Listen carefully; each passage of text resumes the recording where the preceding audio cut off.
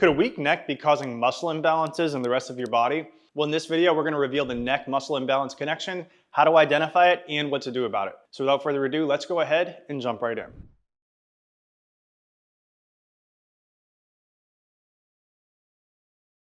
All right, so I became a PT and a trainer for one reason and one reason only, and that was to resolve chronic symptoms that started after a neck injury. And when it first happened, the symptoms were pretty neck specific: migraine, dizziness, and even hearing loss.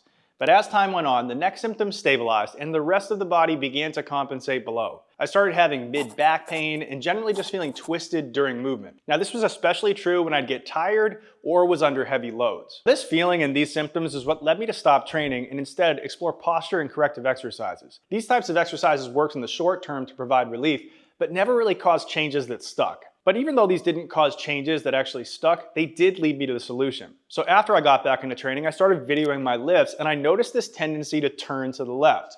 I did my best to use cues to avoid this and then noticed that lifting was going better, but again, it didn't provide relief to the underlying imbalances. So I started thinking, what if I just train my neck directly and strengthen it like any other body part? And that's when something surprising happened. On my initial first strengthening session, I found that the right side of my neck was weak. And this was weird because it was always the tighter side, and then it all hit me and I realized why.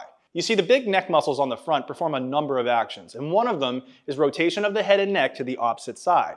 So if the right side is weak, you'll have trouble turning to the left and a tendency to hold your head slightly to the right. And because the body wants to keep the eyes straight ahead, it will turn to the left to compensate. And this was exactly what was happening with me. So to identify which side of your neck might be weak and causing muscle imbalances, you need to do two things.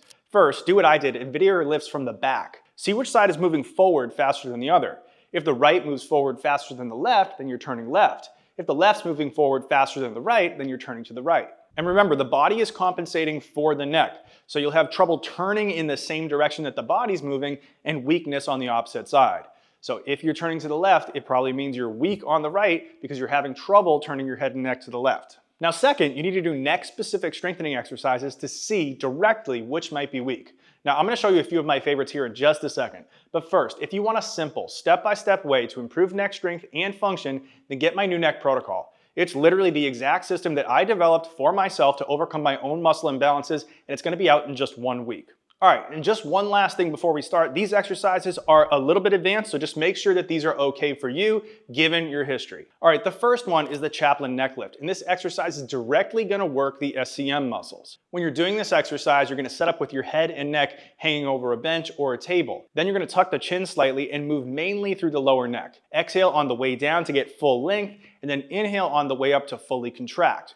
Now, if one side is working harder than the other, it's probably the weak side. This is especially true if that's also the same side that always feels tight and doesn't respond to stretching. You'll continue to do reps of this exercise, noting which side feels like it's giving out first, or which side, once again, is working way harder than the other. Now, the next exercise is the Chaplain wall march. And with this exercise, we're gonna hold the neck on the wall and then add a challenge by marching the feet. You'll begin by tucking your chin and bringing the tongue into the roof of the mouth to stabilize the upper neck. Then from here, we're gonna lift the leg and try our best to keep the head and neck relatively stable. When we lift the left leg up, the body is gonna turn to the right, which forces the right SCM to engage and stabilize the head and neck back to the left. When we lift the right side up, the body turns to the left, which forces the left SCM to engage and stabilize the head and neck back to the right. So if it's harder to lift up the left, it's probably a weak right SCM. And if it's harder to lift the right, it's probably a weak left SCM.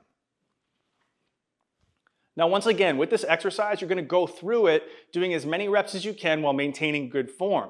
If one side is working harder throughout the entire activity or feels like it gives out sooner, then that's probably the side that's weak. Now, after doing these movements, if there was a significant difference you felt between the sides or a big shift in the state of your body, there's a good chance that neck weakness could be fueling your muscle imbalances. So if you want a step-by-step progressive approach that I use to address my imbalances, then go down to the link in the description and get the new neck protocol. As always, make sure to like, comment, subscribe, all that jazz. And until next time, thanks for watching and peace.